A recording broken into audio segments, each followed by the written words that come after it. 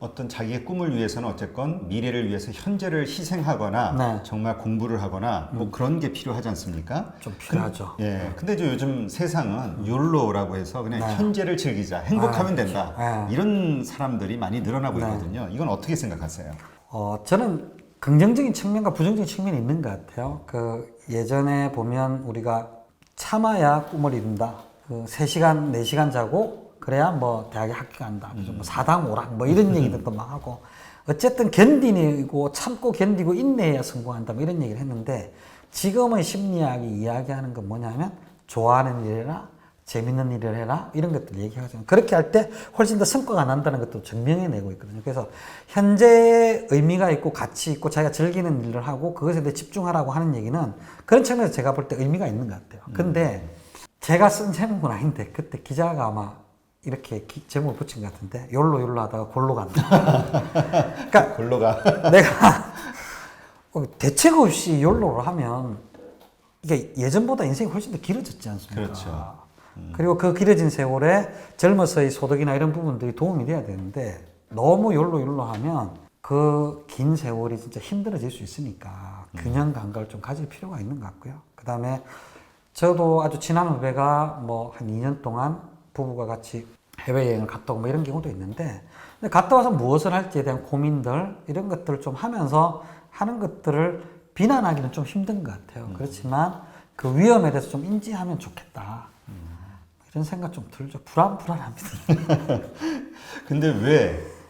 사실 많은 사람들이 그렇게 생각을 하면서도 네. 이런 욜로 현상이 자꾸 퍼지는 데에는 또 이유가 있는 거잖아요. 왜 이런 게 퍼지고 있을까요? 그렇죠. 아무래도 지금 젊은 분들이 뭐 장기적으로 예전처럼 돈을 모아서 집을 사고 미래를 꿈꾸고 자녀들을 키우면서 행복하게 사는 삶에 대한 희망을 갖게 되기 힘들다. 그래서 저는 한국 사회에서 출산율이 이렇게 떨어지는 것, 그리고 자살률이 높은 것. 이거는 어쨌든 한국 사회가 되게 풀어야 될 큰 문제라고 생각을 합니다. 그러다 보니까 이제 이렇게 되는데, 근데 아무 생각 없이 욜로라는 걸 외치게 되면 이런 상황을 더 악화시키는 거라고 생각을 하거든요. 그래서 세상을 너무 만만하게 보지 않았으면 좋겠고, 그런 상황에서 좀 현재를 즐기더라도 내 삶이라는 게 이제 30년, 40년, 50년이 아니고 90세, 100세를 살아가는 시대라는 걸 인지하고 현재를 어떻게 즐기면서 살 것인가 이런 것들 고민 좀 하면 좋겠고요. 그리고 장기적인 관점에서 보면 아까 우리가 뭐 주식 투자 이런 것도 펀드도 얘기했지만 이게 해결될 수 있는 부분도 좀 보이는데 단기적으로 보니까 답이 없는 거거든요. 그런 장기적인 관점을 좀 이 욜로라는 관점과 그 장기적인 관점을 균형적으로 좀 보면 참 좋지 않을까 이런 생각을 합니다.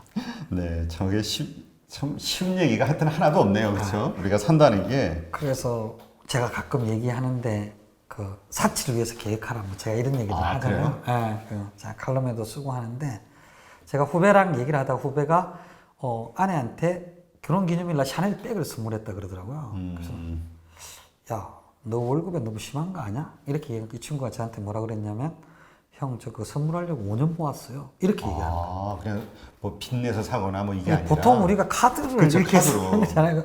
이거 무슨 얘기냐? 이렇게 물어보니까 자기는 뭐 결혼기념일에 선물 잘 안 하는데 5년째 됐을 때 그 딱 선물했다는 거죠. 5년 동안 모아서.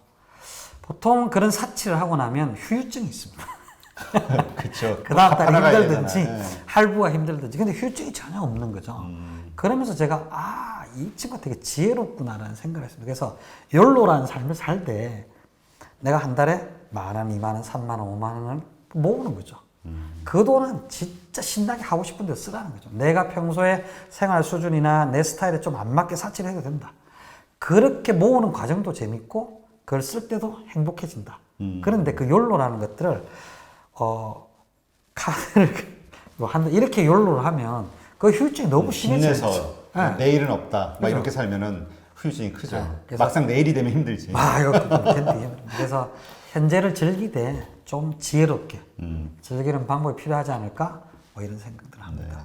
돈 공부를 해야 된다라고 주장을 하시는데 네. 돈 공부라는 게 뭘까요? 돈 공부라고 하면 제가 생각할 때 돈에 대한 속성. 야, 돈이 어떤 속성을 가지고 있지? 돈은 자꾸 모이려고 그래? 돈은 작은 돈부터 잘해줘야 큰 돈이 자꾸 돼서도 나도 친해져? 뭐 이런 속성들을 이야기하시는 분들이 있는데 돈에 대한 속성을 알아야 된다. 그 다음에 그런 과정에서 돈을 다루는 방법. 어떻게 투자하고 어떻게 아껴 쓰고 관리하고 그 다음에 사람들과 어떻게 돈을 나누면서 살고 어떻게 벌어야 되고 그래서 그 돈에 대한 속성과 돈을 다루는 역량을 배우는 게 저는 돈 공부라고 생각을 합니다. 그래서 그거를 배우지 않으면 평생 돈 때문에 힘들어하면서 사는 사람들이 더욱 많고 그렇게 된다라고 생각을 하죠. 아, 그러니까 결국 우리가 돈 공부를 해야 되는 거는 미래가 힘들어지니까. 그죠. 현재도 미래도 행복하게 내가 원하는 삶을 살기 위해서는 우리가 부부 관계가 좋아지려면 대화를 어떻게 해야 돼 이런 것도 공부하고 자녀들을 위해서도 관계 소통을 위해서 공부하고 이렇게 하지 않습니까? 네. 근데 사실은 태어나서부터 죽을 때까지 제일 긴밀한 관계를 맺고 사는 게 돈이거든요. 근데 돈 공부는 우리 잘 안 하잖아요. 그래서 돈이라는 놈이다. 이거는 주식 투자를 공부한다 이런 건 조금 다르게. 그러게 저도 그게 약간 구분이 안 돼요. 그럼 투자를 하는 법을 배워야 되나? 아니요. 그게 아니고 내가 돈에 대한 어떤 생각과 가치관을 가져야 되는 거지. 그래서 어떤 사람은 돈이 많이 생기면 뭐 나쁜 일들이 생기더라. 뭐 이런 생각 가지고 있는 사람. 돈보다 사람이 중요해. 뭐 이런 생각들 가지고 있는데 이런 생각들이라는 게 건강한지 아닌지라고 하는 부분들을 생각해 보면서 좀 균형 잡힌 시각이 필요하고요. 그 다음에 우리가 흔히 얘기하는 돈 지출 관리하는 법, 그 다음에 투자하는 법 이런 것들이 같이 모이고 그 두 가지가 합쳐져야 돈 공부가 제대로 된 균형적인 감각을 가지게 되는 거죠. 그 무지한 사람들도 있지 않습니까? 네. 돈에 대해서. 네. 그러니까 어떤 사람들을 그럼 돈에 대해서 무지하다고 얘기하는 건가요? 근데 제가 봤을 땐 일반 사람들 다 무지할 것 같은데 이렇게 깊이 돈에 대해서 있으면 좋지, 벌고 싶어, 그쵸. 부자 되고 싶어 이런 생각을 하면서 열심히 일을 하지 그렇게 깊이 돈에 대해서 생각 안 할 것 같거든요. 그렇죠. 돈에 대한 무지는 두 가지로 이해. 첫 번째는 뭐냐면 돈에 대한 내 생각이나 신념 같은 게 전체적인 걸 못 보는 게 있어요. 뭐냐면 돈돈하다 보면 돈 때문에 큰 문제에 빠진다. 뭐 이런 얘기를 하다 보면 돈을 계속 생각하고 공부하고 추구하는 일을 잘 못하게 되는 거죠.